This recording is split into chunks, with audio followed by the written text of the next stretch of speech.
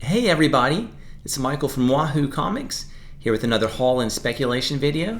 And as usual, I've got a bunch of books I'm looking forward to showing you, starting off with one that I got from Craigslist.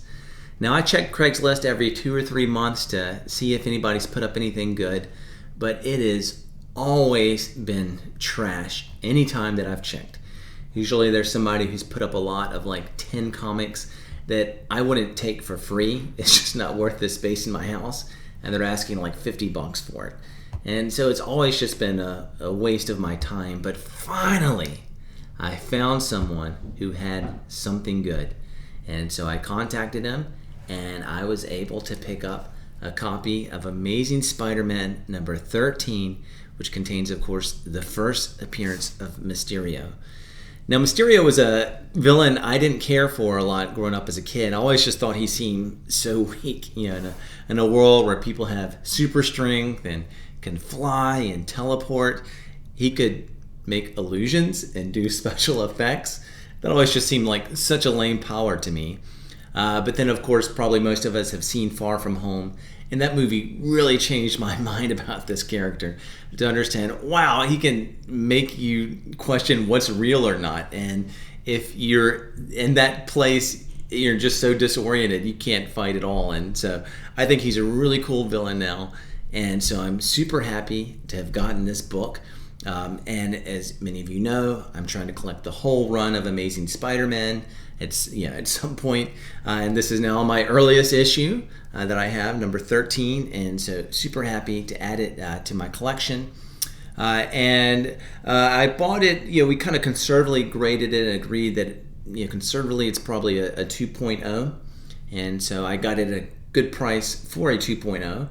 But I am going to send it off to be pressed and graded at CGC, and I'm hoping that maybe it gets a 2.5 or a 3, but rock bottom I think it'll be 2. It's a really nice copy, complete, full, definitely just some wear along the spine that's going to knock it down a little bit.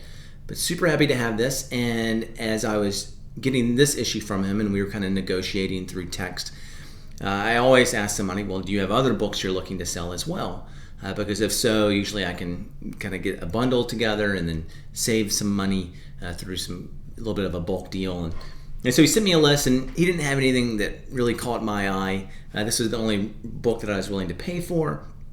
But as we were negotiating, he said, hey, well, I'll throw in some of these other books for free if we can agree on this price. And so I was like, okay, well, that would be great. And I was at the point where I was close to accepting the deal anyway, and this was kind of like the cherry on top.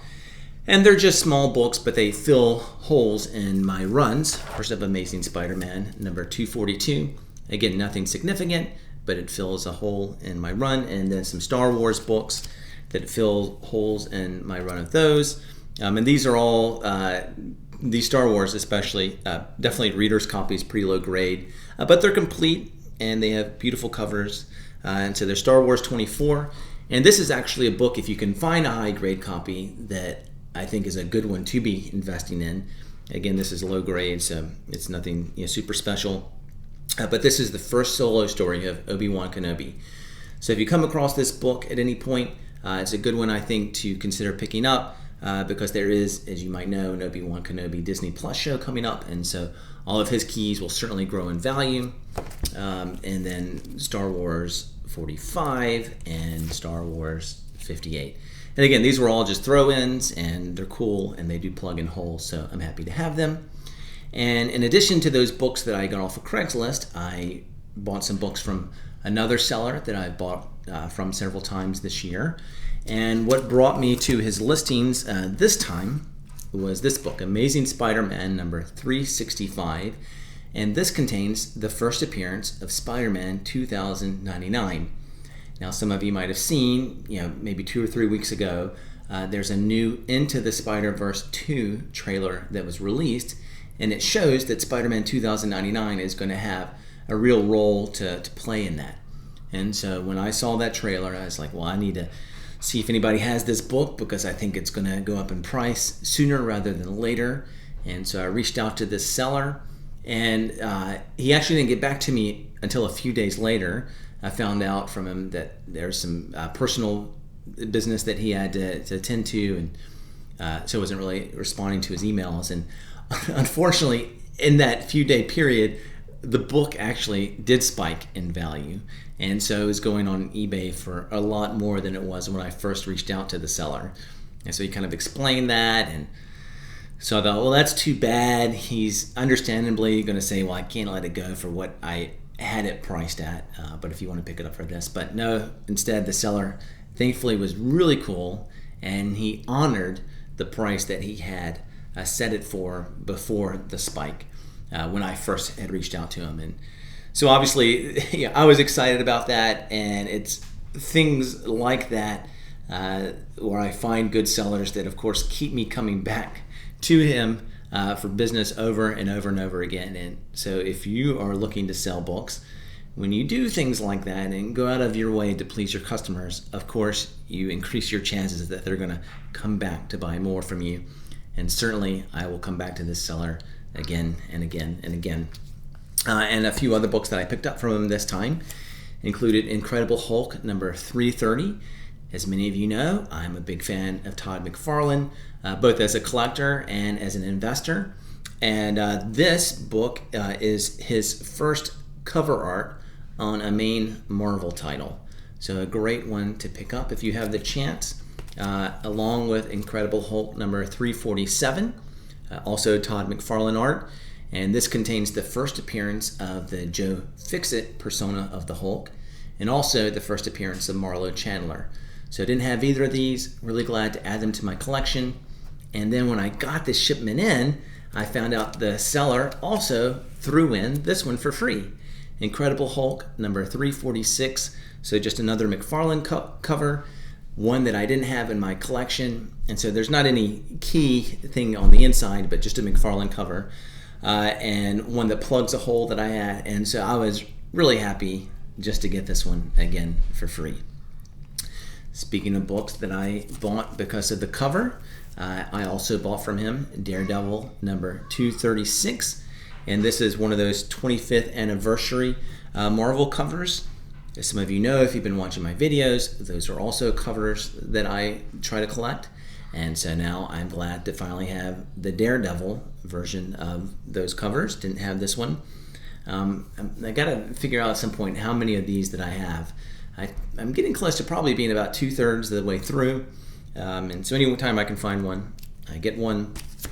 Another Daredevil key that I picked up was this one, Daredevil 227, which contains the storyline where the Kingpin finds out Daredevil's secret identity. And so that's something that very well could play out in the MCU, as these characters are ones that are going to be, their storyline is going to be, I'm sure, explored in the MCU in the near future. So I'm glad to have gotten that one. Another book that I'm really excited that I picked up from him was this one, Captain America number 217.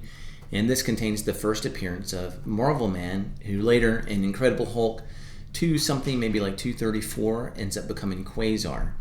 And so there's a lot of speculation that Quasar could be coming to the MCU at some point. I think at some point he certainly will. And as Marvel, of course, as I've mentioned before, is building the cosmic corner of their cinematic universe. Those cosmic characters are going to debut sooner rather than later. And so if you are interested in Quasar, now is the time to get these books. They're not cheap books. Yeah, this is probably the one that I bought from him that was the most expensive when I got it, but it's still relatively affordable to be a real key. And if you like that character, now's the time to get it. And so I am glad that I did.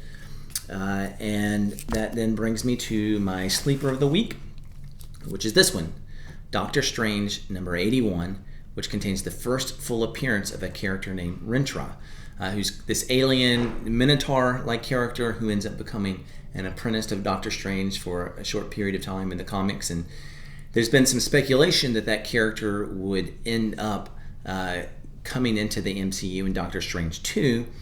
And then you might have seen there's a trailer that came out a couple of weeks ago for that movie. And there's a short little clipping that seems, I think that's Rintrah. And so I think that is going to be it. I think they've already released a toy of him, or showing that they're going to do a toy I'm not 100% on that, but it seems pretty certain that that character is going to be in the MCU in Doctor Strange 2. And so if you can find this book in a back issue bin, now is the time to get it. They're not going to be there for long already on eBay. This book's going for a lot more than it was just a month ago. And so I picked up a few of these copies throughout the year. And so like usual, when I do that, I'll hold on to the highest graded copy, and then I'll look to sell the other copies between now, the trailer releasing, and the movie. In fact, I have one on eBay already, and it's doing well. The auction ends tomorrow, and it's already going for 10 times what I paid for it. And so that's what I like to do. And if you can find this book again for a few bucks, even under 20, I think is probably a good deal for this book. But if you can find it under 10, and definitely if you can find it under 5, which earlier in the year you definitely could have done that. It's something to consider picking up, either for a quick flip or just add to your collection. All right, and then that brings me to my question of the week. Of course, today is New Year's 2022, and so a lot of us start thinking about our goals for the year. I'm curious, what is your goal when it comes to comic collecting over the next year? I'm sure, like many of us, I have tons of goals, but I'll say my number one goal is to pick up certain Spider-Man keys that I've been looking at for a long time. And a couple of these keys are ones that I had a seller ghost me on, like we'd agreed on a price, and then all of a sudden he disappeared. I don't know if then he went to eBay and checked or something. I don't know what happened, but this happened with a few issues. So Amazing Spider-Man 194, which is the first appearance of Black Cat, and Amazing Spider-Man 238, the first appearance of the Hobgoblin. Those are two books that I really want. And then also Amazing Spider-Man number 300, which of course is the first appearance of Venom, and another Todd McFarlane cover. And I'm hoping there's going to be a little dip now that the second Venom movie is over, and maybe I can find it at a good price sometime this summer. But plugging in some of those major Spider-Man holes and my quest to get all the Spider-Man run is part of my goal for this year. But what's your goal? Is there a certain issue you're hoping to get, a certain run you're hoping to complete, a certain artist you're hoping to collect more of, something you're looking to sell or trade for? What's your goal? All right. Well, that brings us to an end of this video. I enjoyed it. Hope you did as well, and I'll see you in the next one.